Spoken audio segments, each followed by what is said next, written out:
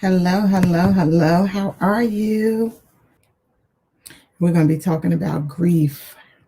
I'm going to try to make it through it without shedding any tears. I think I can. I think I can. So good. I'm going to get started. For those of you who do not know me, I'm Sharhonda Ford, licensed clinical mental health counselor and hope dispenser. I am a psychotherapist here in the Charlotte, North Carolina area. However, I am virtual and I am seeing people in New Jersey, Florida, South Carolina, and I am an international coach. So I'm excited to be here and share what's been going on. I thought that this was really important in this season. And after my personal experience last night, I was like, hey, let me just go live and share my story of grief and watching my timeline and talking to people that I love and know. Who are experiencing grief. I'm going to talk about grief, some ways to overcome grief, how disrespectful grief is, and then how you can manage grief in this season. So hopefully this will be something that will be beneficial for everyone who is tuned in, and I hope even that it's beneficial for me. So, all right, so here we are. I want to talk about this because grief for me has been overwhelming. I have experienced some anticipatory grief. I've experienced unexpected grief, and I have known grief in so many different stages of my life. My grandmother was one of 16 children. She was the last one to die. She buried all of them. We buried her. And so I've known loss and grief my entire life. What I learned in 2017, specifically in a Black family, in a Black community, is that we don't do it right. We don't do it well. We don't talk about it. We don't explain what's happening to children in a family. And we literally do just really try to move on like everything is okay. So I want to kind of dismiss some of that and kind of talk about how it's okay to not be okay and not be all right at the same time, right? So I've seen some significant loss on my page, and the holidays are such a great challenge already, whether it's the death of a loved one or just significant loss, right? And so let's first start with the fact that grief is not just about death, but grief is about loss as well. And so for all of us, many people are actually grieving, right? The loss of life the way we knew it. And we're grieving life as it was before COVID or before this pandemic. And so we are experiencing that, right? So we are all experiencing some level of grief, no matter what side you're on in life and social status and class and politics. There is grief really all across the board. And so we know grief, and I think it's essential that we learn that we don't have to try to get over it, but you have to go through it. The way I explain it to people and to my clients is like it's a good game of whack-a-mole, right? So whether it's grief or anxiety or depression or fear or doubt or guilt or any emotion, when we start to feel these things, we act like we're at the amusement park and like pop it down, pop it down. And no matter what we do, especially in this season for grief with me, is that even when that thing pops back up, no matter how many times I try to whack-a-mole it, the thing comes right back on me. And so what I'm learning to do is I'm learning to sit in it. I'm learning to sit in that emotion. I'm learning to sit in that sadness. I'm learning to sit in that sorrow. I'm learning to sit in that the just feelings of overwhelming emotion. I don't have to push it out. I started to grab some tissue, right? Because at the end of the day, I might cry, and that's okay too. So I'm not even going to be like, oh my God, I don't want to break down. I'm a therapist. People are like, well, you're a therapist and you're a Christian and yeah, all of that, right? But I'm still human and I have emotions and my feelings are valid. So we're dealing with this grief, right? So with the anticipatory grief is when you have an expectation that someone is going to die or they've been sick. This is an example. It can be much broader, but I'm going to condense it for the sake of this video and this live stream. And so for me, when it comes to my dad, I had anticipatory grief. My dad was given 6 months to live 5 years before he died. And so every time he would cough, right, to me, it was like, oh, this this is it. It's kind of like Red Fox. I always felt like this is it. This is it. We would call him Lazarus, really, like he's like my person. He was my personal peace lily, because every time the doctors thought he was down, he was like, nope, we got another round. I'm going to keep going. And so every time I would get a call about him, I would be grieved. I would cry. I would be on the floor. And I was always concerned that my daddy was going to die. And so I think what happened is I grieved his life and death so much while he was living that when he died, there was kind of like a numbness, and the expectation of how I would feel is not how I did feel. But I think that was because I had some anticipatory grief, right? And then we have that unexpected grief, which so many people are aware of and are familiar with, unfortunately, in this season due to COVID, right? There are people, of course, we had a familiarity with it before COVID, but now COVID has made unexpected grief kind of like a normalcy, right? And so what we know is that people are literally getting sick and dying immediately, whether it's COVID, whether it's cancer, whether it's an accident, whether it's some type of tragedy. We see this, and in that situation, we have unexpected grief, and those feelings come upon you, and it's like welting up. It's something that you can't control, almost a bubbling or a boiling point of emotion that you're trying to familiarize yourself with, or be able to condense it or contain it. But I'm going to urge you to really be aware that you do not have to try and contain this guilt. You have to acknowledge it. What I say is you want to identify what you're feeling, acknowledge what you're feeling, and address what you're feeling. People, we know, we grew up and, it's like, well, I don't want to put a label on it. Well, listen, things without a label get thrown aside. They get thrown away. They don't even get acknowledged. And if you don't label it, then you can't acknowledge it. You don't acknowledge it, you can't address it. You don't address it, it can't be healed or fixed, right? And so make sure you are knowing and understanding and acknowledging what you're feeling, right? So identify it, acknowledge it, address it. And when you're doing so, you can find that healing process is going to be available to you. But if you omit that, you will find that there is some level of struggle in that for you. Okay, so kind of stay there and be able to go with your feelings. Outside of that, some of the things that come along with grief are feelings of guilt. So many people have feelings of guilt in this season. We all grew up and, the Bible tells us don't let the sun go down on your wrath. And, we say that we should tell people that we love them and share all of these things. And so now we have people who are coulda, shoulda, woulda. Listen, it's over. Right. And so I encourage anyone who is dealing with a level of uncontrolled guilt to really step back and recognize the things that are in the scope of your control, right? When people die, it's whether the relationship is good or whether the relationship is bad, something dies with that person. If you had a good relationship with that person, then the relationship that you had is dying. That friendship, that cohesion, that love, that bond is dying. If you had a bad relationship with someone, then you have the possibility of what could have been dying with them. For so many people who lose loved ones and they don't have a relationship, or they didn't, bond, or they didn't connect, what happens when that person dies is that you wonder what could have been. Could that relationship have ever been reconciled? Could there have been healing in that relationship? And so that level of grief comes up because you wish that you could have done something different to foster and develop and restore and revive and reset that relationship. And so it doesn't always happen that way, right? And then we know that there's a lack of closure.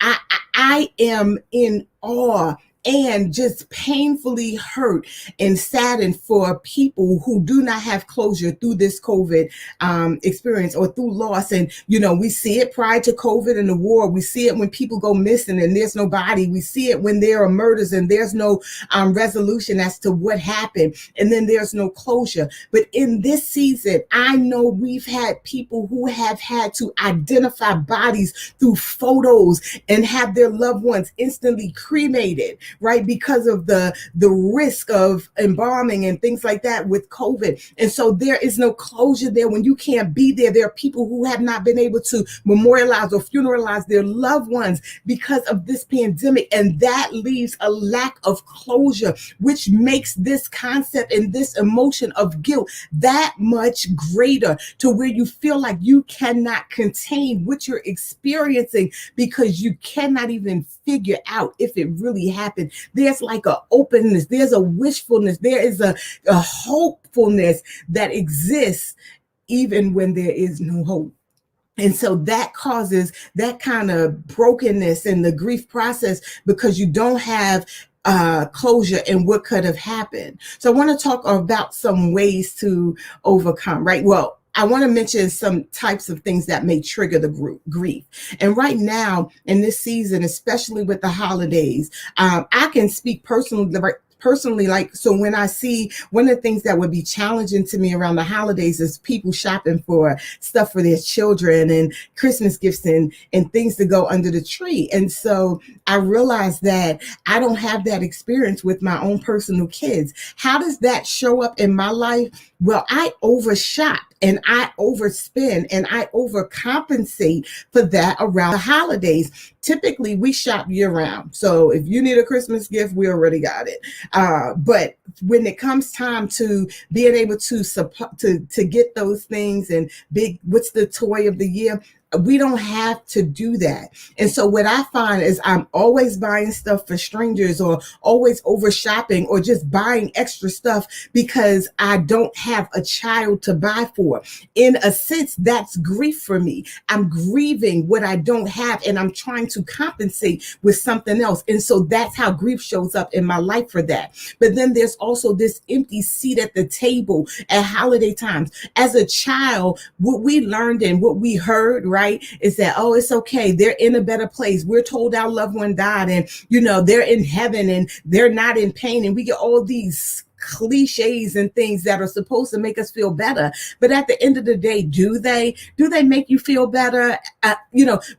What is it that happens? No one is talking about the empty seat at the table. No one is talking about the yeast rolls you won't smell anymore because only your grandmother could make it. No one is talking about the call that you won't get, that first call on your birthday. No one is talking about all of the first and many things that you were so accustomed to with that person being there that no longer will be. And so these moments of grief come up on you. The timeline is making me feel like, man, there's something missing. Now, there's joy to that, right? Because when I look at these memories, I can be really glad that I've had so many memories with people that I love, but it doesn't change, dismiss, negate, or diminish the pain that I feel and the ache and the loss in my heart when I think about people that I love that have gone on, when I think about my dad, when I think about my grandmother, when I think about the children that I will never get to hold. That is grievous. That is hard. And so I don't take it for granted. And I've learned not to push through it, but to sit in that moment and to try and take it in and ask myself, what am I feeling? What do I need in this moment? What is it that will make me feel better? How can I overcome this? How can I work through this? How can I be a light to someone else who is struggling with the darkness of grief? I'm from Jersey, and this is the way I say it. Grief is like a narco. The narco squad, if you're from any inner city, then you know that the narcos show up, they bang down your door, they don't have any right to be there. They just coming in and they staying as long as they want, and you can't make them leave. That's what grief is like to me. Grief is like the narcos. Y'all, grief just comes and shows up and busts down my door and just takes residence up in my life and in my heart. And I'm like, man, can you just go somewhere? Can you just give a sister a little breather? Can I just get some time to feel better? That is what grief is doing to me. Since we're stuck right in the house and we don't have time to think about or, to think about things. Sorry about that. That we don't have time to think about things. And that's valid. There were things that you used to be able to do. And so we're stuck and we can't do those things. And so it is debilitating and paralyzing, but there is hope. Do y'all know that there's hope? There's hope. Just say, hey, just type hope in the chat. chat if you know that there is hope. So here's what happened to me last night. I talked about it earlier when I said, hey, come join me. But I watched these like 10 chain videos of me sitting at the piano, and I'm going to post it. Listen, I was wretched and tired and had been up like 20 hours driving in a snowstorm from Charlotte to Jersey to be there for my family. I sat there and I watched me playing the piano, sitting there, and I was like, in the beginning, it was just like nothing. I'm just kind of like sitting there watching me. How come I thought I was cute from the front and I was so raggedy in the back? But I sat there last night watching these videos, and then I was watching the curtains. And then I could hear my grandmother's voice. Here go the choke, y'all. But I could hear my grandmother's voice. And I thought about her when I practiced playing the piano in 1983, right? So when I would just sit there and she would be like, okay, practice. And every year after the dinner, I would just go and we would sit and we would play, and we would play these Christmas carols together. But this year we didn't do that. So I watched these videos. I couldn't help it. I told y'all I might cry, and I ain't got like nair tissue. So Kyrie, if you streaming, he probably ain't coming in here, but because he working from home. But here go the tears, and it's okay, right? It's probably not okay that I don't have a tissue, but it is what it is. Because this is real, and this is life, and this is grief, and it got me, right? And that's what I'm saying. This grief got me. But I sat there and I watched this video over and over. Not really the same video, but I had taken like 10 of them. And I was wondering, watching what I was feeling in that moment. I was watching my face. Yeah, Tanya, you remember the piano? I was watching my face as I sat there, and I was listening to my uncle's voice in the background, and I could see my brother's high school graduation picture on the table in the video. I'm going to post it. It's crazy, but I'm going to post it. And I'm watching my nieces, and I was looking at life happening all around me in the midst of the concept of death, right?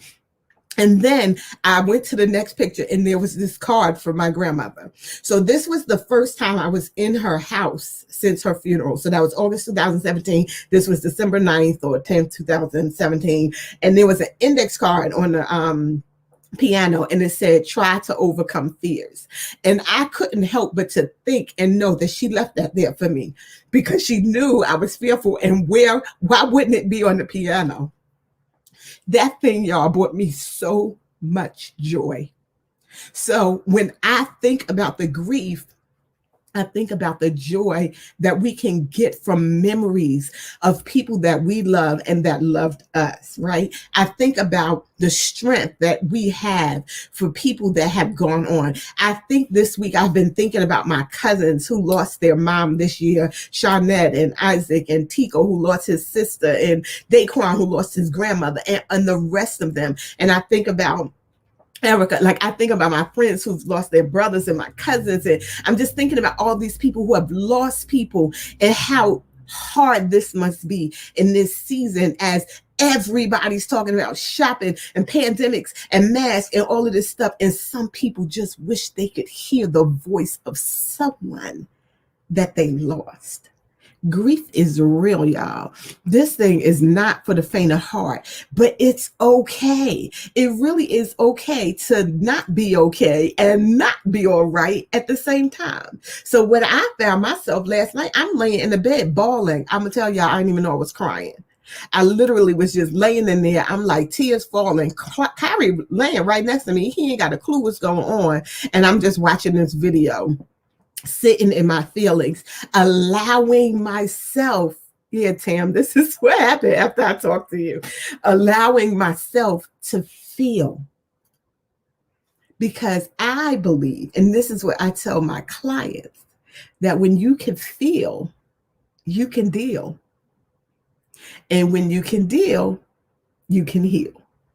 The feeling is hard. It's hard, y'all, because you're going to get this emotion. You might snap cry on an Instagram, Facebook, StreamYard, YouTube, live. You might come up with some stuff that, are reminders, and that is hard.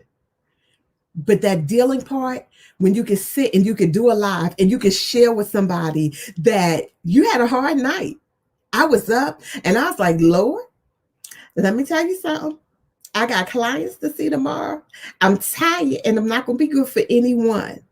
And God was like, I got you, girl. So I prayed, and then I got in the word, and I just started reading. I was like, Lord, I'm going to need you to comfort me. And I started singing my grandmother's hymns. I'm like in there humming. And I was like, I get to feel this. And it's okay. It's okay if I snot, cry, and break down and be on the floor. I can do that because that's what my healing needs. And so I'm not dismissing it. I'm not negating it. I'm not minimizing it. But listen, y'all, this here grief thing is real. It's grossly overwhelming. And it hit me so hard that I was like, what the heck just happened here? So here's some ways that you can overcome it. Let me leave y'all with something. Practice self-care. I know it's difficult, right? Because the weather is changing. I just went online today. I told you I got a problem at Christmas time. Y'all don't want to know, but Amazon told me that I done had about 150 plus packages shipped here since the pandemic. Somebody pray for me, okay? Or pray for my husband because he probably tired of me. But practice self-care. Do something for yourself. Treat yourself. I actually am ordering some golf thing that I'm going to put in my house or outside my house. I don't know. So that I can have something else to do because I want to do something that makes me feel good. Yes, Lori, self-care is so hard sometimes, but you have to make it a priority. Self-care, let's remind ourselves, it's not selfish, right? That you get to choose to do something for yourself. Self-care might be mindfulness. It might be meditation. It might be crocheting. It might be sewing. It might be cooking. It might be dancing. It might be entertaining. But self-care is something that will make you feel good. So I'm going to tell you, if you could think of one thing that you want to do that can make yourself feel good, type self-care in the chat. If there's something that you know that you can do as a point of self-care, type self-care or type it in the chat. Maybe somebody else is watching that will need to know. But what's your self-care thing? For me, I'm going to take a walk, or I'm going to read a book, or I'm going to listen to a podcast, or I'm going to do I'm praying. That self-care is like prayer for me. I got to be like, hey, God. Hey, so practice self-care. And if you don't know, right, a way, yes, music. If you don't know a way to practice self-care, then reach out to me and let's talk about some self-care tips so that you can make sure that you are treating yourself well. Choose yourself. The other thing is give yourself time. There is no time frame for grief. I hear people be like, man, they still going through that. That was 5 years ago. That was 10, 20, 15, 50 years ago. It does not matter. Grief, there's no time frame for that. But yes, do something that will release your mind, and you don't have to focus and be thinking and coming up with all of these things that are, wearing you down, because it will do that to you. So take a minute, practice self-care, find a hobby, give yourself some time. And if you still broken up after 20 years, be broken up, sit in it, feeling it. We want to go through it. And it's okay to not be okay. And then acknowledge your feelings. Remember, identify, put a label on it, acknowledge it, recognize what you need from it, and then address it, put into action to do whatever is needed for you to heal. Stay connected, y'all. You got to be able to reach out to a loved one. Let somebody know that you're okay. Just reach out. And on the same stay connected side, when a person is dealing with grief, they may not feel comfortable reaching out to you. So reach out to them. Reach out. When you know someone has experienced the loss, reach out. Just, hey, checking on you. Now, I'm just thinking about you. You okay? Chances are they not. Don't ask people, are they okay? Most people don't even know what okay is anymore. Just be like, hey, what's up? Hey, I'm just saying what's up. You ain't got to ask all them hard questions. How you been? It's been so hard. Don't nobody want to hear that. Y'all don't have to do that. Just go ahead and reach out and let someone know you are there. Sometimes people don't even want you to talk. When you reach out to somebody who's grieving, picture this word in your head: wait. Why am I talking? Right? You don't always have to say something. Just go ahead and be there, be available, and listen to them. Okay? And then The other thing is, as you reach out, walk, sew, do a hobby, find something again that you like, connect with someone. Make sure you are doing these things and check in with others, y'all. Make sure y'all are checking in. Make sure y'all are being there for other people, just like you want people to be there for yourself. When someone dies, I normally don't call the person the first week. When you lose a loved one, don't take it that I don't care about you and I'm not, reaching out. The chances are that when someone dies, you got 5 million people in your face. But the day that service is over, crickets. Ain't nobody there. That's when I'm calling you. I'm calling you with the space between the notes, when there is silence, when everybody else has left, when nobody else is bringing chicken or cake or any of those things, right? And so that's when I'm calling. That's when you call. Give people their space to grieve. We know in the Black church, that's the only way I can speak of it. Soon as we get to the funeral, first thing people want to say, ooh, you got to be strong. That's a lie, y'all. Sharhonda said it. You don't have to be strong. You don't have to be strong for anyone. And when people tell me, oh, be strong, I be like, for what? So if I'm going to be strong, that means somebody else get to be able to sit next to me and be a basket case. No, we're going to be a basket case together. I don't have to be strong. I don't have to be there for anybody else. I just got to be me. And that's okay. So if we both on the floor, we both on the floor. If we both not crying, we both not crying. Me being strong for you, nah. How about we both just acknowledge what's going on and it's okay. And so we hear the preacher and family, we do not grieve and earth has no sorrow that heaven can. Yeah, we know all that. Thank you, Lord. Yes, we do. But we also know that the feelings we have are valid and that missing seat at the table is painful and that voice that we will never get to hear, that silence is deafening. It's deafening to me. I listened to a video of my grandma. Y'all gonna be inundated. Just go on and check my page and make all them public. I got pictures of her. Our last time couponing, it was her. The first picture in my time hop was her the day I picked her up when the doctors thought she was sick. The next picture in my timeline was her absence because she didn't even live a year. So I'm sitting in that. But we get to the funeral and they be like, y'all, I want y'all to know they didn't want you to be sad. Y'all, come on now. They've been sad. It's okay to feel what you feel. So embrace that and recognize that there is no recipe for grief. It looks different for everybody. The stages of grief are not linear. Everybody think, well, there's 8 stages and then there's denial and then they come up and they show up at any time. Don't get caught up in the hype, y'all. We tell people to just, well, it'll be okay. No, we don't have to play all the fast fun. Don't sing that at the funeral. It's going to be sad. It should be sad. The Bible says, weep with those that weep and mourn with those that mourn. Sadness is a feeling when somebody dies. So we just going, everybody, when we all get there, come on, y'all. Come on, let's be real with what we're feeling. So give yourself some time to heal. Whatever you do to cope with your feelings of grief, that's okay. Grieving is lonely, and that's okay.